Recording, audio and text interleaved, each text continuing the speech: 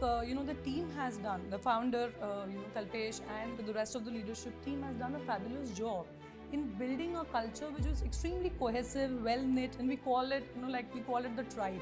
So we are an organization, so we believe in working hard, we party hard, we celebrate our wins. So you don't feel like a very hierarchical, a very serious organization. So we call ourselves hustlers. So I had this interest in understanding social psychology, human psychology, why people do certain things, why people behave a certain way. So I felt that, as a person also, I've always been very intuitive. I felt that I'm good with people.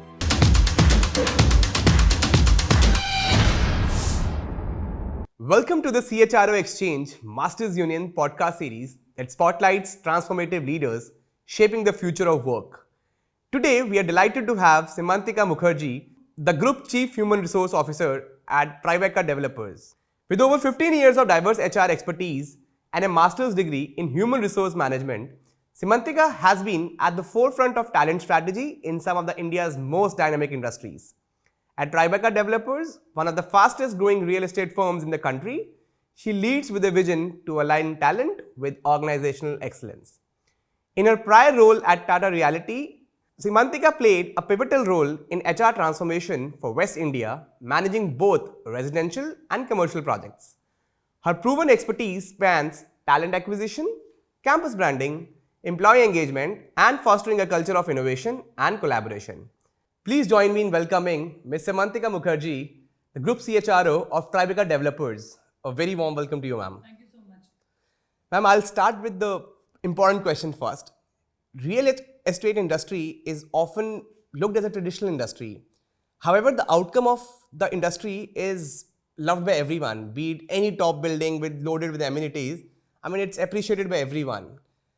However, Tribeca, after their partnership with Trump Towers, and also it's a forward-looking developer, it has started gaining attraction in the market. And I just want to understand what are the key strategies and key steps the company has taken to attract fresh and young talent out of the market.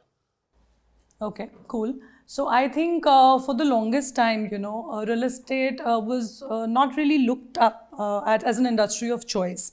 I remember, the days when I used to visit campus initially early on in my career. In fact, when I was a management trainee myself, people were not very keen on real estate, joining real estate as an industry. BFSI, FMCG were like the more happening, industries where youngsters wanted to make a career. However, over a period of time, I think, the whole concept of being an unorganized sector, that is evolving and changing. And I think developers are working towards that. At Tribeca, of course, our founder, Mr. Kalpesh Mehta, he himself is somebody who, who comes from a background where, he has lived, he has worked, he has studied in the US for more than a decade before he came back to India to start Tribeca.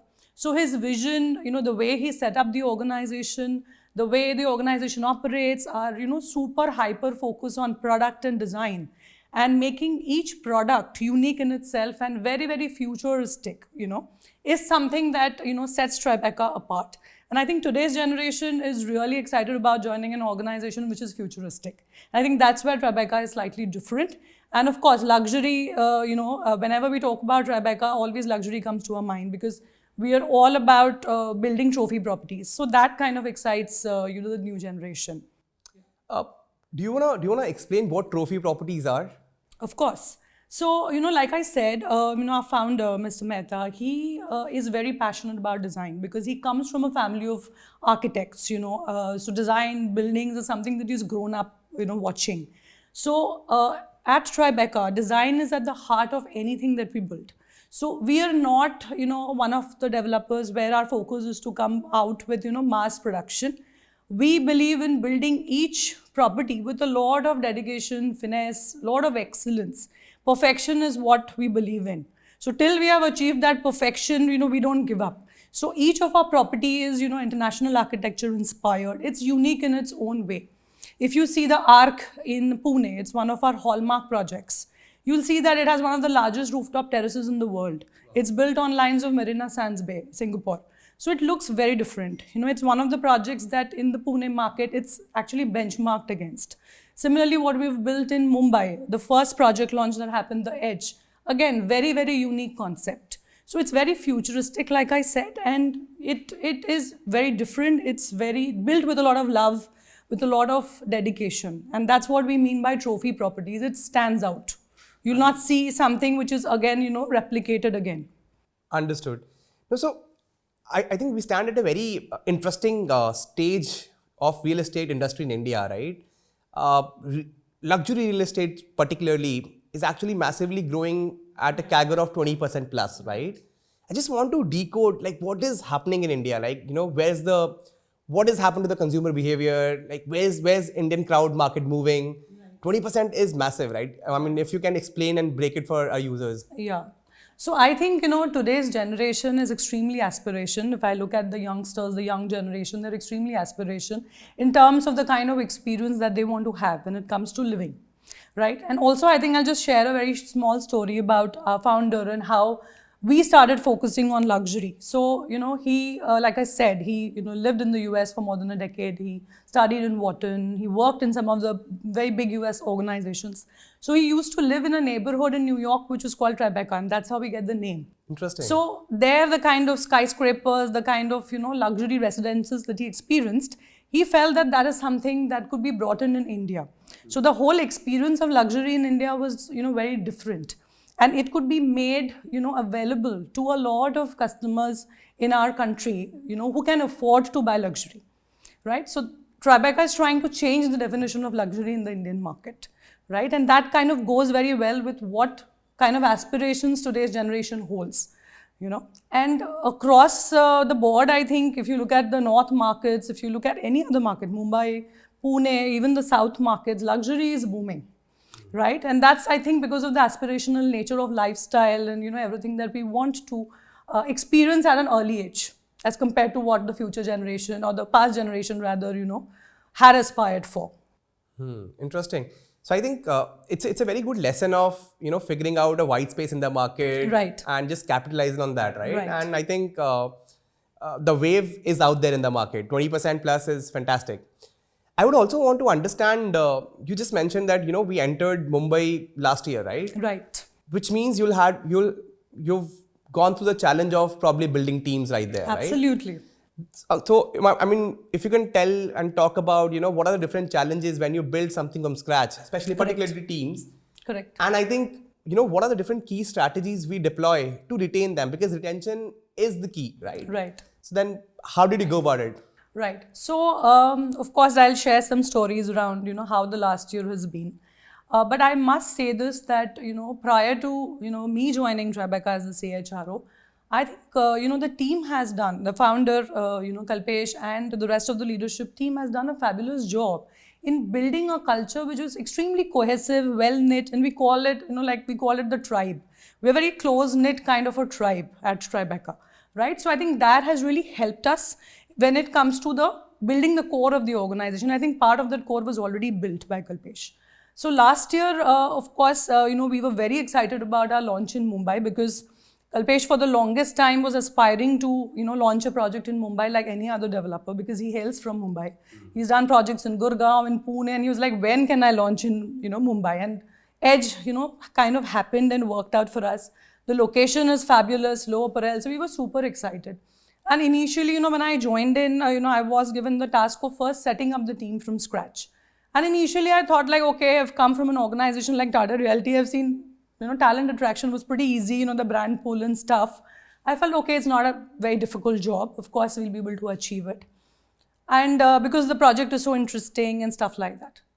But I realized on the way when we started off that maybe everybody else is not as excited as us, or, they were like waiting to see what we finally deliver, So putting the sales team together was a real nightmare, to be very honest, because what I realized and what the team realized is that while everybody knew about Tribeca, people knew about Trump quite a bit. Trump was already established, by us. We did Trump Towers, Gurgaon. We did Trump in Calcutta. We have Trump in Mumbai, Pune. So people knew about Trump. But Edge was a non-Trump, like Tribeca branded house. So in Mumbai market, of course, see the talent dynamics in different markets are very different when it comes to hiring. So Mumbai is a very different ball game. Pune, Gurgaon are very different, in terms of the nature of workforce. Mumbai, people are, very careful when it comes to taking decisions in terms of, which organization or which brand you want to be a part of. People are very, very brand conscious. So a lot of people we realized were fence sitting. They were like, okay, we know about Trump. We know about this organization, Tribeca, which has some association with Trump. But what are they building? Let's first wait and watch. Let's not just jump into this. So we've had cases where, people came in for offers. They took the offers, they traded our offers, they did not join. Last moment, they gave us surprises. And, like we were geared up for the launch, and like a couple of days before that, we realized certain people are not joining us. We had to redo again, we have to rehire. So it was a lot of hiccups. It was a lot of nightmares, like I said. However, I think finally all that ends well, kind of goes well. So we ended up building a really good team. And how big is this team? So right now we have about a 25-member sales team. Wow. And we were capable of hiring, people from a lot of good brands like Lodha, Kalpataru, Oberoi, many other brands. And till date, I would say, touch wood, the sales team is almost intact. Now, coming to your second question of, how could you retain this team? So one, of course, like I said, when the team came together, we honestly couldn't assess the potential of the team we built. Because, eventually when they start selling, that's when you realize whether you build the right team or not. Yes. So when the launch happened, the UI phase was very successful. We did very well in the UI phase. Then the netting phase is the next phase that happens when you kind of start collecting everything, show the, configurations to the customers. So in the netting phase also it happened that, it turned out to be very successful, and eventually the first tower that we launched, it got sold out at launch itself. So Edge has been a super success in the Bombay market, and today every person is talking about Edge, right? So we then realized that probably we've built a very good team. See, of course, sales is a factor of multiple things. The product, the price, the location, the brand, all of that. But of course, the sales team did put an effort to sell something for the first time. So I think couple of things that worked well for us was the kind of CP network we built, as in the partnership with the channel partner. The goodwill we had in the market in terms of our potential and what we could deliver. And the fact that we've always met our promises in the past. So these are certain things that, people really swear by. Then we'd actually taken all the channel partners to Pune to see ARC, which is our project. Like I said, it's a hallmark project of Tribeca. So that was one of the things that really worked for us, because people need to see to believe, yes. Right? The team also needed to see to believe that we are capable of doing this.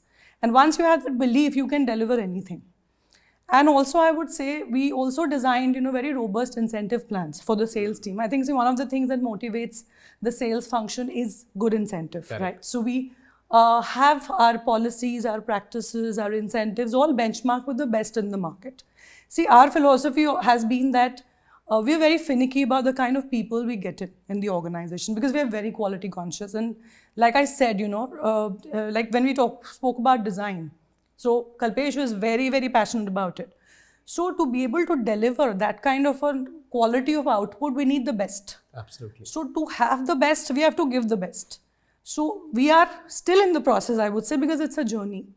But we made an attempt to build the best ecosystem for the people in terms of policies, in terms of practices, in terms of systems, in terms of the monetary benefits that they get. And we've lived, by our promises. The sales team did very well. They were sent abroad for a trip. They're again going to the US for another trip. Wow. So they're getting all the rewards. So we believe in making people work hard, but we reward them at the right time and as promised. So these are some of the things that helped, us retain the team. And now we have our second tower launch. So we are gearing up for that. So that's a very comprehensive, I think, learning for anyone who's trying to maybe even start a company, right? That's how you approach Absolutely. Your team, right? Absolutely. And in short, I think this is nothing but 360-degree empowerment. Absolutely. Right? You just spoke about, how Kalpesh built a very solid culture in the organization. Now, for anyone who's trying to even start up out there, right? I mean, at a point of time, they also, initially it's all hustle about getting the product right, getting Absolutely. revenue numbers in. But, when you scale up, you need to get that culture right. Absolutely. Right? How do you start defining a culture? Like, I mean, if you can just break it down for the viewers, that how do you start from, where do you start from, what do you build, right? I mean, just an idea would help. Correct. So I think, first of all, what is important is to have the right vision. So I think when Kalpesh started off, at a broad level, he had a vision, like I said, that what he wanted to bring in India and what he wanted Tribeca to be. So for anybody who's starting off, it's very important to have that clarity. And of course, that clarity doesn't come overnight. It takes organization years to experiment, try and figure out that what works best for them and what is it that they are, set out for. So for Tribeca also, see, we initially started off with Trump. It so happened because, Kalpesh, was friends. They studied together, and he knew the Trump family and all of that, and they wanted to convert that friendship. Donald Trump Jr. and Kalpesh, they wanted to convert that friendship into a business partnership. So we were very fortunate to start off with the support and association of a brand as strong as the Trump, right? So that is there. But for Kalpesh, also for Tribeca as an organization, it was very important for him to identify the vision, where he wants to be, which space exactly he wants to be in, what are his strengths. I think that is one thing that he did very well, because the kind of projects we did were more like DMs in real estate. We call them DMs. So he at the beginning understood that what are the things that the organization or he is good at, So design was something, marketing, sales, CRM, these were things that Tribeca was very good at. So what we did is we got into partnerships with other, partners and firms where they were taking care of the construction part of it, which is, a very complex ballgame in real estate. We were focusing on design, marketing, sales, CRM. So our model was such that we were getting into partnerships where we were doing things that we were good at, and the partners were doing other things. So it really blended well and worked well for us. So we could focus on our strengths and we built on our strengths. So I think that is one of the very important things that somebody who's starting off should be very clear about. That helps you gain success. Otherwise, you're all over the place. Yes. Then you start slowly focusing on people, that what are the kind of people I need to be able to focus on these areas and deliver excellence. And that is how the culture gets built. So we always, had a very open culture at Tribeca. We are a very young organization, I would say our average age, and I keep saying this to Ansh, 35 to 37, I would say. All youngsters get very excited about it. So we are an organization, so we believe in working hard, we party hard, we celebrate our wins. And we're a very open culture, as in the leadership is accessible to each and every person till the last level. So you don't feel like a very hierarchical, a very serious organization. So we are a bunch of people who come together, we call ourselves hustlers, we hustle, we work hard. And then, till we have achieved what we wanted to achieve, we don't give up. So that's the culture we have built. And that kind of brings in the focus. That is again tied to that concept of excellence and perfection that we are trying to drive, right? So any organization, when they have identified the vision, they will look at the different elements in the culture, right? In terms of behaviors, what they want to demonstrate to achieve that vision. Similarly, we have done the same thing. So, some things like excellence, innovation, perfection are things that Tribeca stands for, and every person demonstrate that, in their respective jobs. So that's how we kind of tie it all together. I think that's a very simplified version of how do you build great culture at workplace. Right. I just want to tie this with your previous experience. Is this something you've learned from your past experience, or is this something, of course, because you've had an illustrious 16-year-long career, correct? So just want to tie up both these experiences. Like your previous longest stint was around 7 years at Tata Realty. Yeah, 8 years. 8 years, my bad. Which was at the commercial as well as the residential side of things, right? And now you're completely at the residential side of things. So then, is this something you picked up from the past, honed, and became a master at, or like what's the sync between the two is what I want to understand. Right. So I'll tell you. So first of all, so at Tata Realty, of course, initially, we were looking at residential primarily. Then we also had commercial added to our portfolio. We also had a little bit of retail. There were certain malls, etc., that we had, and then we kind of moved out of retail and we were focusing on resi and commercial.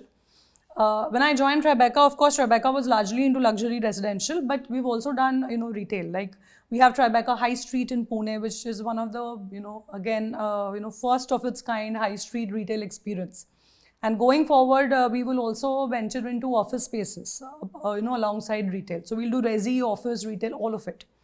So asset class really doesn't make a difference when it comes to HR, to be very honest, because when you're hiring, you're bringing people, the skill sets are more or less similar, barring certain specific roles, like leasing, etc., is slightly different from sales, that kind of a thing. Then facility management is slightly different from estate. So these are some, slight differences in the roles, but primarily if you look at sales, etc., more or less people in the market have both resi commercial experience, mostly, barring certain people. So skill sets are not like very, very different, or they are trainable for that matter. Understood. But what is very important that I think I picked up from Tata Realty, or say the previous experiences or my experiences with other industries like SBI, etc. I think the organizations I've worked with have very similar ethos and value system.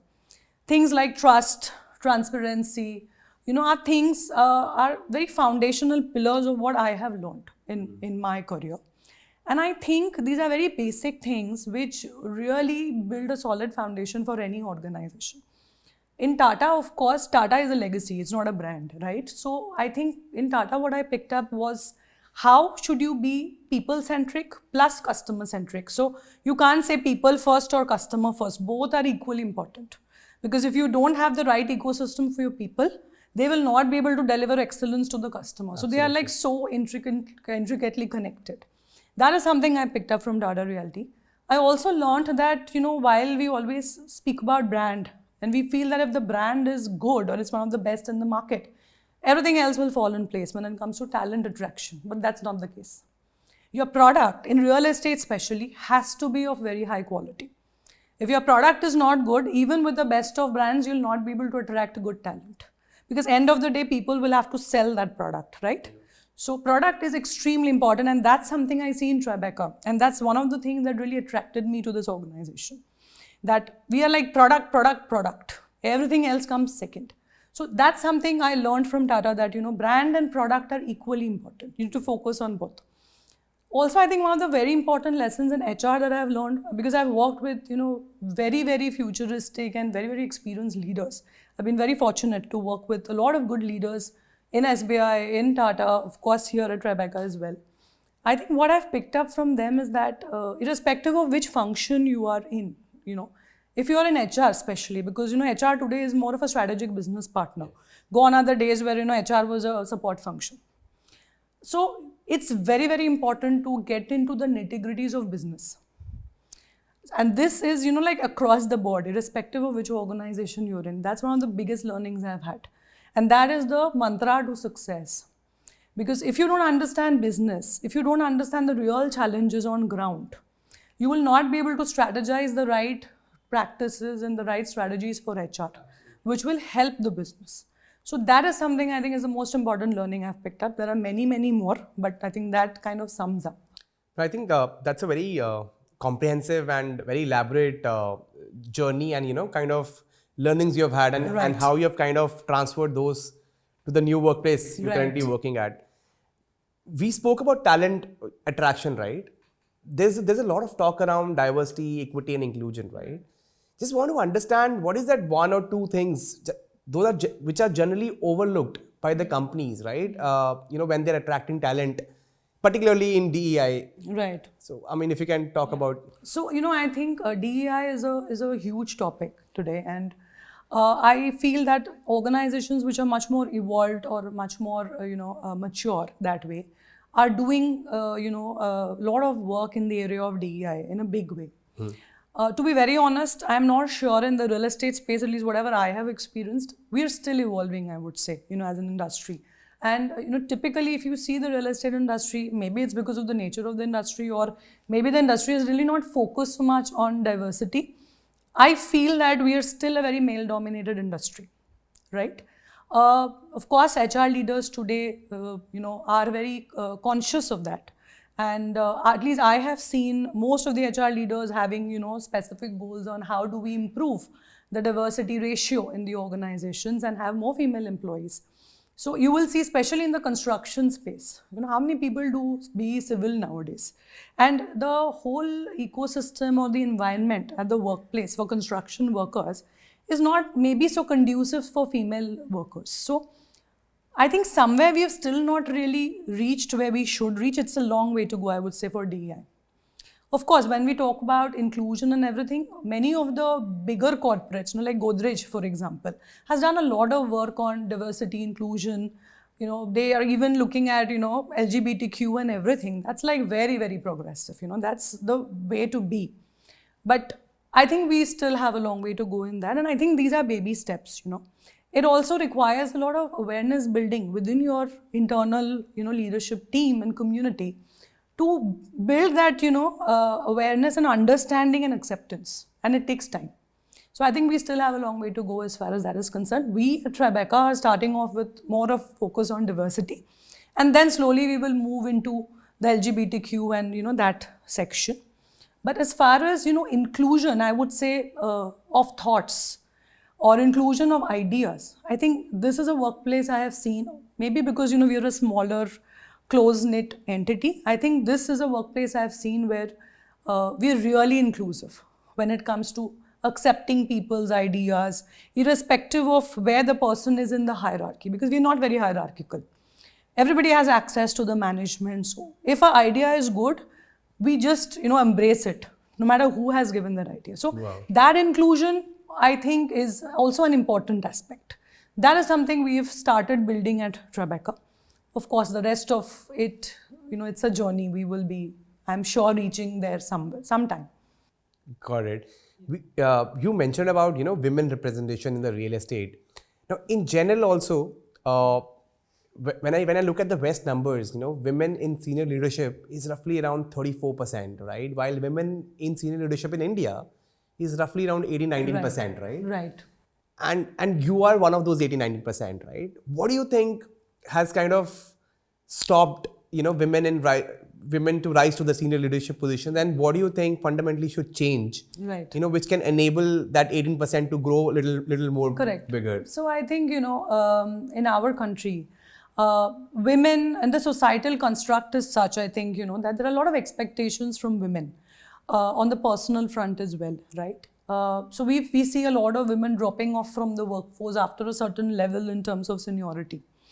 Whereas a lot of leaders, when we also speak, like, within our community of CHROs and, leadership and everywhere, we say that, we find that, women sometimes are, more sincere and more hardworking and all of that, but then we don't see enough women, right? So I think that's also a factor of, the kind of policies that organizations have in terms of flexibility.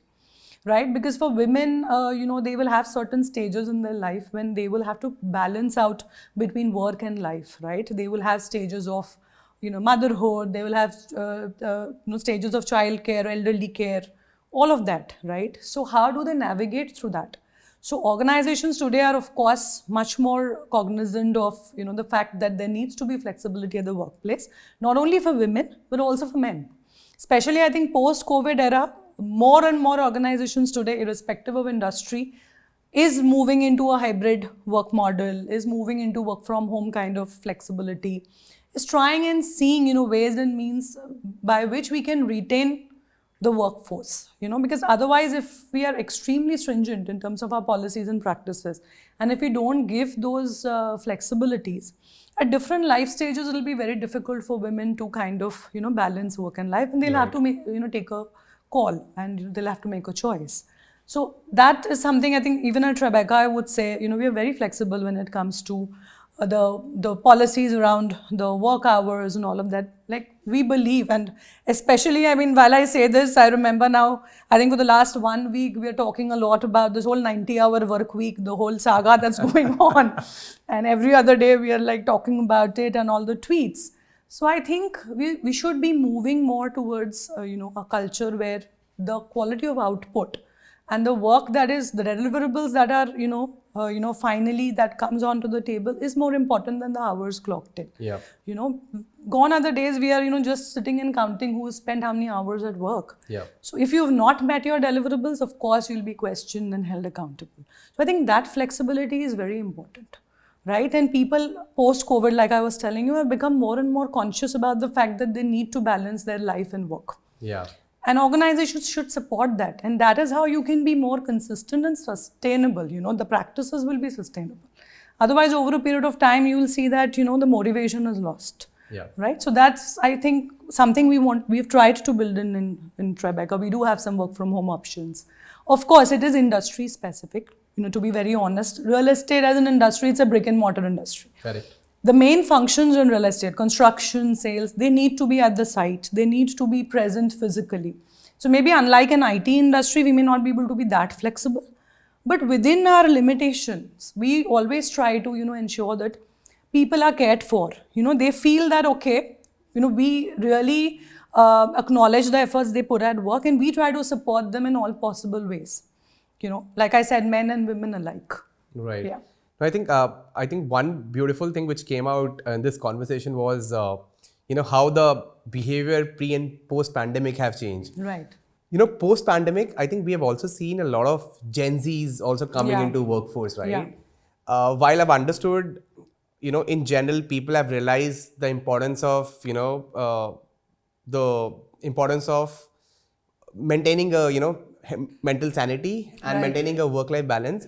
But the Gen Zs have also come in with a different point of view. I mean, do you want to talk about it? Like, what next do we need to do in the next decade to make sure Gen Zs are absorbed really, really well in the system? Right. So of course, we keep talking about this, that how the generations today are, very focused in terms of what they want.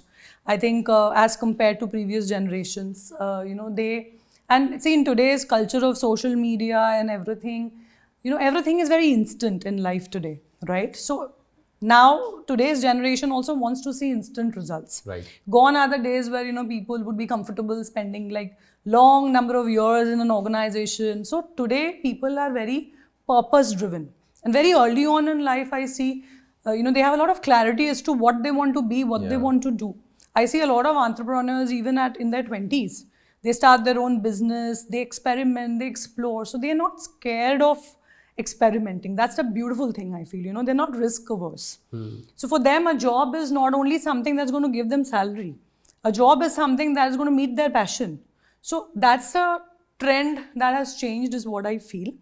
And I feel that increasingly organizations today, to be able to tackle their attention span, to be able to meet their aspirations, have to also be equally clear in terms of what is the path that they are giving them, right? So of course, every organization will give them a certain package, offer, all of that.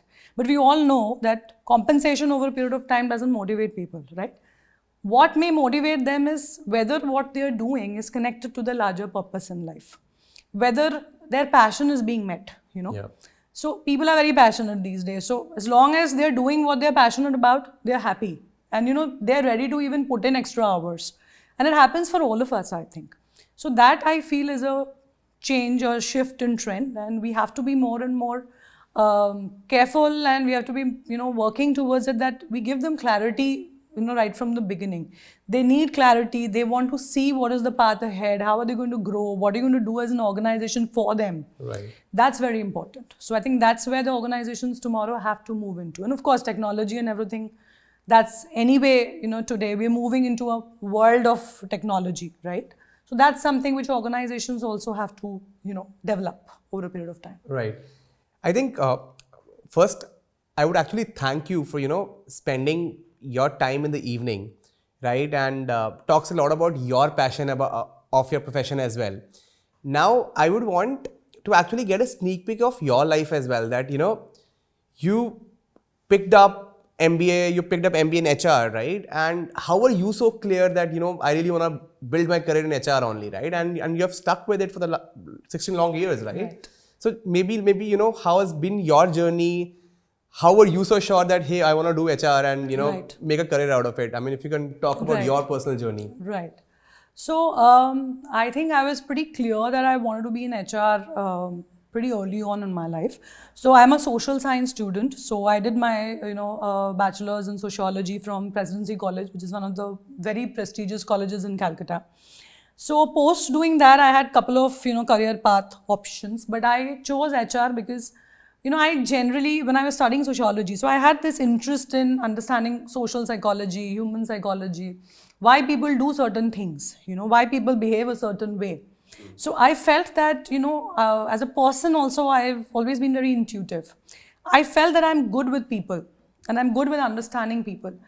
HR is a function, which is all about balance. And I keep saying this to my team also. Sometimes, we don't understand the importance of HR as a function because, we feel that, okay, it's a support function and we're working, in the background. We're like facilitators.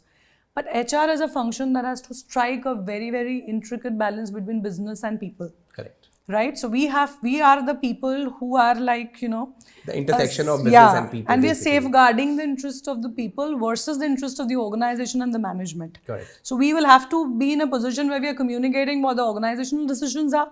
We're also hearing the voice of the people. And how do you marry the two and ensure that it's in the best interest of both? It's not an easy task. Right. Right? So I found HR very interesting. Of course, when I was doing my MBA, I was very clear that I'm going to take HR as a specialization. And as of course I started working, I've been very fortunate, I would say, from the very start of my career to get very meaningful roles. I remember when I joined SBI, SBI General was my first stint as a management trainee. I was part of a startup organization. We were just setting up an organization. So SBI and Insurance Australia Group, they were creating a JV, and that's how SBI General got formed. So it was such an interesting time where I could see how different cultures come together. So we had people from the bank who were very traditional bankers. Right. We had people from Australia, like a bunch of Australians coming from a very different mindset. We were hiring people from the general insurance industry who were again coming with a different set of, expectations, different set of experiences. How do you bring all of that together? So that's a very, very beautiful thing, I think. So all my, work stints have been very unique. And over and over again, when I did that job, I realized that I actually thrive well when it comes to people. And I feel, emotional intelligence is very important in HR. Like I said, because we have to deal with people, we have to do all this balancing act. Correct. So if you're high on UQ, I feel HR is something that you can explore. And I felt that I was a good fit. So it's a balance of, IQ and EQ both. Absolutely. Interesting.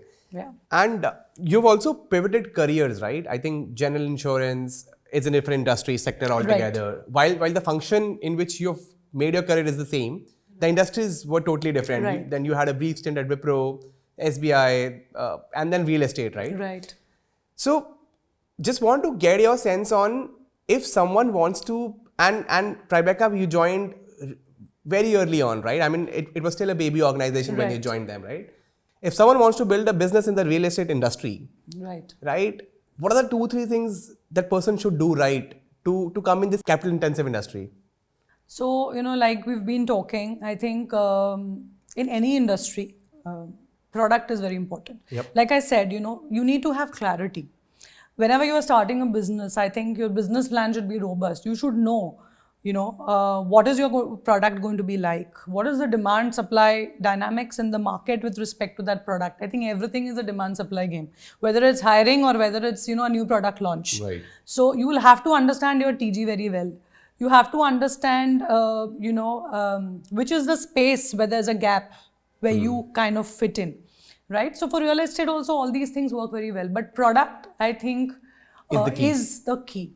If you can nail it, I think many other things fall in place. Of course, we say, product, pricing, location after the brand. The brand is an overarching thing, so I'm not repeating it again and again. Yep. But when it comes to the product, pricing, location, these three are very, very key in real estate. And if you get that right, if you get that right, a lot of problems will get solved. Other than that, see, in real estate, there are a lot of things like, you need capital, you need land banks, you need all of those, resources as well. So if you don't have those resources, how do you figure out your business model? Like we figured out ours for Tribeca. Yep. We've built an asset-light model. We don't have any land. We didn't have capital to support. So we brought in partnerships. We acquired certain projects where, like I said, our strengths could marry and we could do something out of it. Right. So I think that is where Kalpesh really nailed it. So that is where you will have to nail it. That what is your strategy? Because real estate really requires those resources. So if you don't have those resources, if you don't have those big names behind you, how do you still make a mark? That is your product. So I think key takeaways for anyone who's planning to start in real estate is get your product right, get your place right, Yeah. and get your price right as well, right? Absolutely. And if you get these three right, things will fall in place. Correct. So I think we have come towards the end of the podcast. But at the last, I would want to understand, how do you see the future of HR? As in, what would the future of HR would look 10 years down the line? Because you've seen it for the past 1.5 decades, right? And I'm very sure it must have gone through a very massive change, right? Right. What is in it for HR for the next decade? I mean, just want to hear it from you. So I think, when we speak about future of HR, invariably technology plays a huge role. AI plays a huge role. Today, every other person is talking about, how technology is going to shape the nature of HR. Of course, I think technology is going to play a pivotal role in different aspects of our life, right? Not only HR, but since we're talking about HR here, I think AI is going to play an important role. However, I always say this, and I believe in this, that, AI will be an assistant or an enabler. It cannot replace human beings, right? Because there are still so many human aspects in HR that one has to deal with, which, a bot or a machine cannot solve, right? You need human intelligence, you need emotions to handle those things. But yes, AI will be able to probably ease a lot of, our, efforts towards doing transactional stuff. You'll have a lot more evolved analytics that's going to make decision making more effective and efficient. So it is going to make our life more efficient. It's going to remove transactional stuff so that people can focus more on strategic stuff. So all of those things, people will have more customized learning management systems. We're talking about metaverse today. So all those big things will come in place. However, I will still say that, human beings cannot be replaced. They will be equally important. Maybe the nature of their jobs will change. How they do things will change. Maybe they'll be enabled with technology. Also, I feel, in future, we will reach a stage where, and we're already facing it, I think it's across industries, there's a scarcity of talent, right? The right talent. So I think organizations should focus on building and nurturing talent internally. Like at Tribeca also, we believe that, beyond the point, you cannot keep hiring externally from the market, because it's also an investment of your time, cost, everything. So I think organizations that are building for future have to start building now. That's when you can reap the benefits in future. So we're also focusing on, hiring youngsters, building that kind of a leadership program so that, we can build leaders for future. So grooming internal talent, giving them the right environment, the right learning, platforms so that they can be leaders of future, because they know your organization well, they know the context well. Right. So it helps in investing in internal talent, giving them the right career path so that they can grow into, leaders of future. I think that's something which organizations will have to focus on going ahead. Well, that was a very interesting and meaningful conversation, and thank you so much for sparing time. And thank you so much for inviting me here. Thank you.